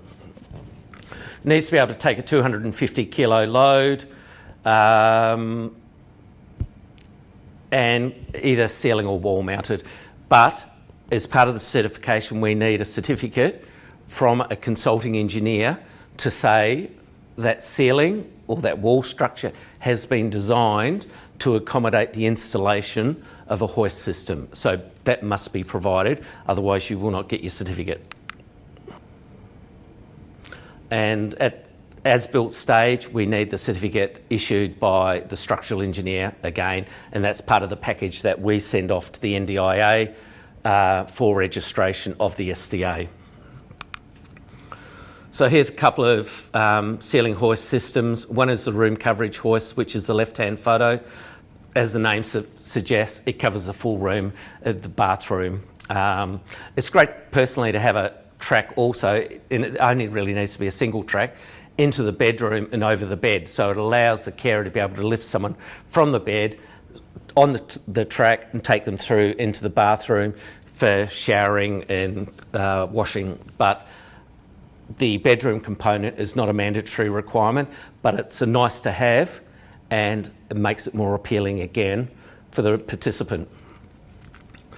The last item we need to talk about is luminance contrast requirements. So luminance contrast is especially important where you have someone with vision impairment. It allows them to identify where door openings are, or if there are tactile ground surface indicators on ramps, on stairs. What luminance contrast is, to put it simply, is each surface reflects light. So depending on the type of surface it is, the light level can vary. So if I've got a surface that's black and I do a test of that, chances are pure black will come up with an LRV of around 4. If I have a surface that's pure white, the LRV of that will generally come up around 80. So what we're wanting to achieve is a 30% luminance contrast between tactiles and the concrete they're installed, or the door into the wall in which it's installed. So we need that 30%, so it allows someone with low vision to identify, here's my door, rather than just have a white wall, white door, which is very hard to identify. So luminance contrast is critical. Also for toilet seats, so you can identify where the toilet seat is on the toilet, or identify the toilet seat to be able to sit on. Glazing bands, so if you've got full height glass, we have glazing strips to stop people inadvertently walking into those glass windows. So you can see the examples I've got there where that requirement is. Additionally, so for tactile ground surface indicators, we've got 3 types of tactiles that are used in Australia. We've got integrated, which are what we call the pad type. We have the discretes, which are the individual domes. And then we have composites, which are the individual domes with a colour insert. So for the pads, we only need a 30% luminance contrast. So they're generally reasonably easy to achieve, the contrast. The studs are 45%. Externally, they're usually very hard to get to comply. And the black ones, the black example that you've got there, the composite, are near impossible to get to comply. So my personal recommendation is don't even consider them for your projects. Stay with the ones that have been nominated, predominantly the pads, if possible. You can see from that top photo, red door, we've got massive colour contrast there, but you can see for someone with a vision impairment, whilst that is a colour contrast, not a luminance contrast, it will still show up for that person with a disability to be able to identify that door opening. The yellow stair nosings on the stair, again, it identifies where each step is. The yellow tactiles on concrete, interestingly enough, you'll see this everywhere externally where yellow tactiles have been used.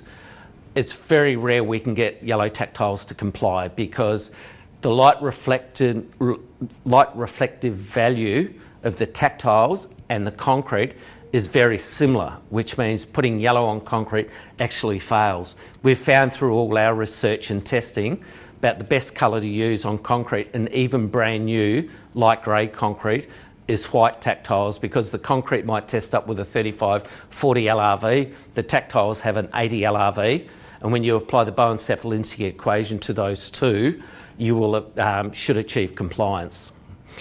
On the topic of the Bowen-Sapolinski equation, this is the equation specified in AS 1428 Part 1 and 1428 4.1 to calculate the luminance contrast between two surfaces. So we have the value, LRV value of one item, LRV of the second item. We test those, we put those into the calculator, and it will then tell us what level of luminance contrast we receive. So on our Equal Access website, we've actually got this calculator that's available. It's free to use, and it's just a case of come in, drop your values in, and you can see the level of compliance you've achieved. OOA, on-site overnight assistance if required. So these provide accommodation for carers that support participants on a 24-hour basis. The number of bedrooms also affects the price. It is important to note that on-site overnight assistance room is not classified as a bedroom under the SDA rules. To receive funding, so for the building owner to receive funding for OOA, OOA must be part of their plan. If it's not part of their plan, you won't receive that amount of money. So the OOA must be a separate apartment or room. So yeah, as I said, the OOA amount is paid when the OO space is additional to the room of the SDA apartment. Sorry about the pause. On-site overnight assistance room is not a bedroom. The OOA amount is only paid when an additional space is used by support staff who provide support services overnight to participants living in the same dwelling that contain the OOA. And this is one of the prime areas with the power redundancy is we need an alarm in that OOA. If we had an alarm in that OOA with a gentleman from Northern Territory, that would have awoken the carer to be able to go and provide assistance to the gentleman and, you know, call emergency services or whatever's needed to provide emergency services basically. So if they need to transport them to hospital until the power comes on. So some photos of a typical OOA. You could have a fold down bed or permanent bed. It's up to you. It's really what you want to design. It's good to have a desk and then also provide a separate bathroom ideally for the OOA. And that's basically it. We've covered it all. So have we got any Q&A coming through? Yep, we've got a few, so that's good. Bear in mind, technical for me. If there's any other administrative type questions, I will pass them on to Joseph for answering. Suggestions for wall and ceiling lining material in robust design. I've covered that.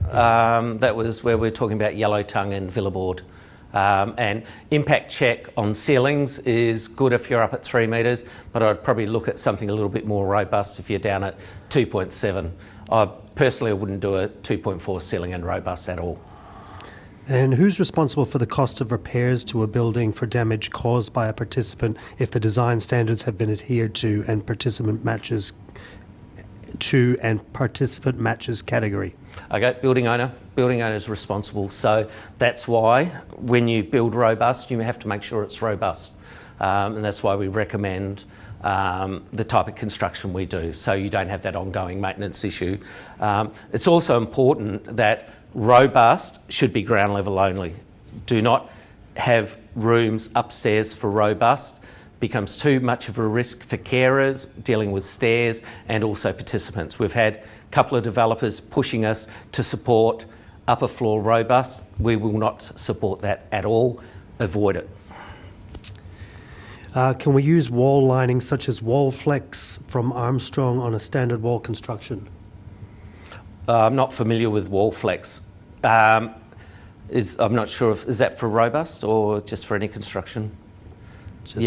I'm not too sure. If you want to email me directly that question with a bit more clarification, basically you can do whatever you want. You've just got to think about what's the ongoing maintenance of those products. So if it's a robust property, is it easy to repair? Is it easy to patch? I'm guessing it's like a vinyl wall lining or the like. Whereas in a fully accessible high physical support, that damage is going to be reduced. However, you still potentially are going to have wheelchair impact into walls inadvertently. So you need something that's still resilient to withstand that. There's a couple here that are similar, so I'll put them together. So wouldn't a roll-down shutter to the kitchen be classed as a restricted practice? And how does locks on doors, kitchen cupboards work with restricted practice legislation? Absolutely, 100% correct. And it's going to come down to the individual and also the sill provider, how they manage it, and about their restrictive practice documentation, having that covered, because at the end of the day, the participants must be protected. I understand all the restrictive guidelines and all that, but it really comes down to the sill. The sill provider might say, no, we don't need them, we're good to go. It comes down to discussions between developer, sill provider, and what the participants need at the end of the day. If a battery is mounted in the ceiling for a ceiling hoist system, in the event of a fire, is it not explosive? No, the battery is actually incorporated into the hoist unit that lowers up and down. So you'll see in that case the unit that's sitting below the track, that actually holds the battery. So it's not actually within the ceiling.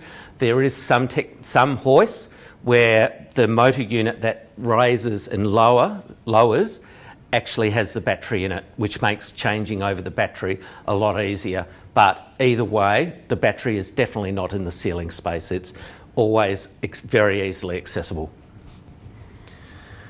As you said, you don't think that the gyprock impact check wall lining for robust design is not sufficient, but will it be rejected as failing to meet the standard during assessment for present standards and post-July 2021 standards? No, because as an assessor, we're assessing it on the technical standards. If you're saying that for the participants that are moving in here, this wall lining is sufficient, we can't question that. Our role mainly is to check spatially it complies. You'll find there's no prescriptive requirements at all within the technical standards that address how you build a robust. What I've shown you here are my recommendations, which we know work. Do you know of a replacement for John Carter at the NDIA to deal with SDA housing provider queries? No, sorry. Can high physical support be on ground floor only, or could it be on levels 1 and 2 as well? If you've got lift access, can be on levels 1 and 2. Yep, no problems at all. But again, we're coming back to that, what happens in an emergency or fire. So if it's on level 1, level 2 of a class 2 unit development, bearing in mind class 2 units aren't fire compartments like what we would have with a class 3 hotel, where each apartment or unit is a fire compartment. You've still got to think of that life safety.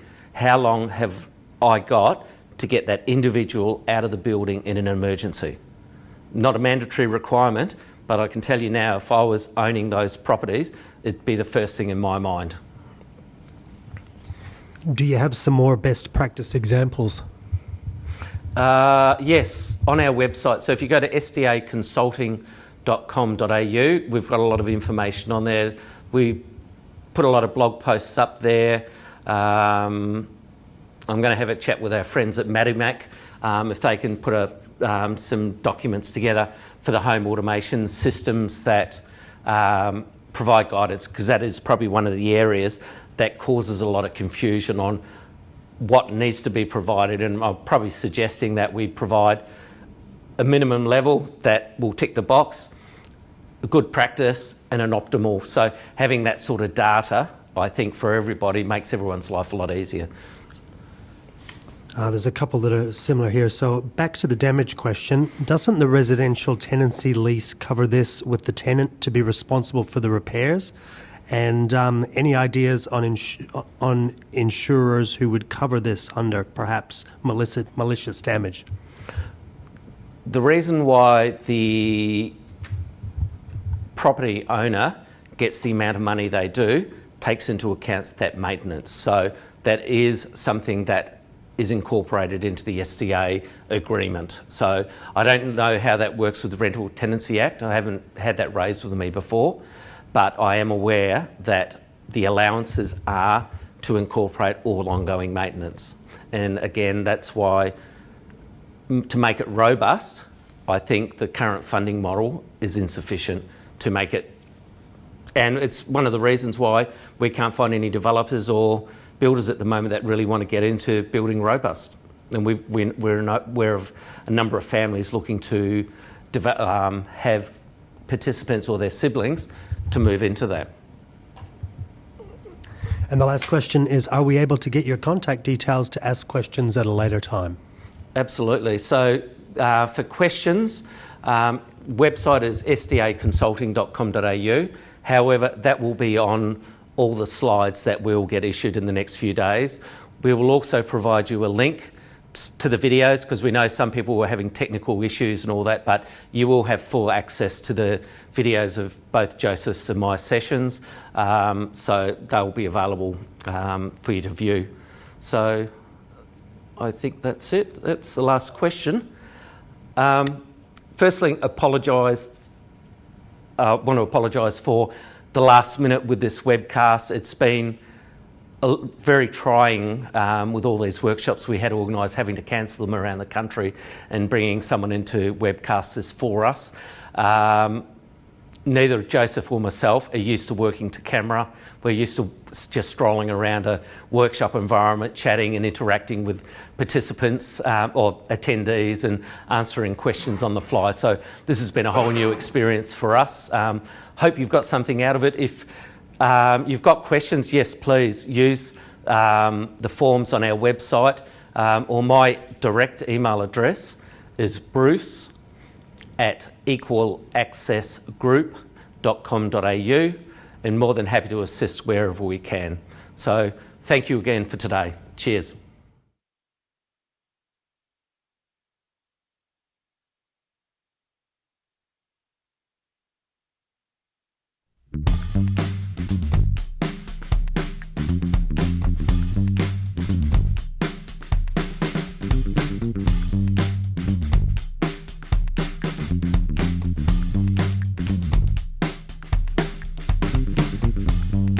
Welcome to the Maddie Mac Indie Solution, where independence is delivered to specialist disability accommodation like never seen before. Maddie Mac's passion is creating independence through innovative and robust technology, while providing simplicity in operation. SDA can be complex and difficult to navigate, but with Maddie Mac's experience and collaboration with leading national housing providers, the solution and process is clear. With Indie, users instantly receive the benefits of a purpose-built SDA platform, providing a clear, low-touch, intuitive experience.